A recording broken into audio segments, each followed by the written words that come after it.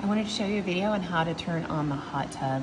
So this is how I woke the iPad up, and there's no password. So if it asks for a password, please do not put one on it, because then nobody will be able to get in.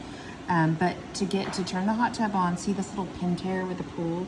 You push that button, and then it pulls up the screen, and it will connect locally. And then home, you'll hit the pool spa. Okay, and this just means the pool's on.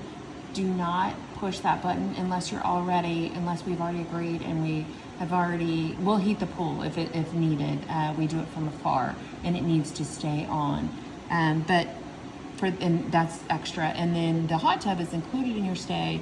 And so right now you can see it's off. To turn it on, you would hit the spa button, and then it automatically goes and hits the, lights up the green button, and see how it's blinking.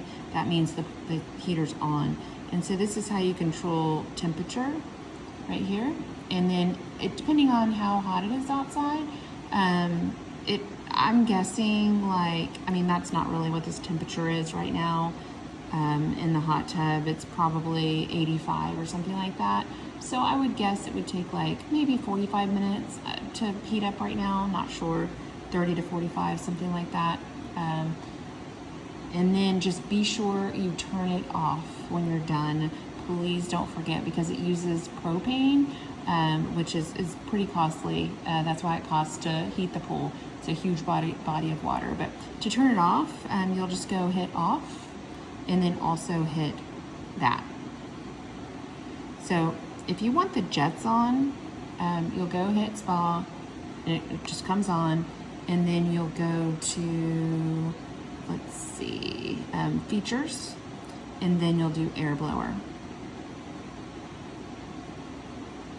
And that's the jets. So then to turn everything off, you just go off, and then that needs to be white. See, it just kicked back on, but it got confused. There you go.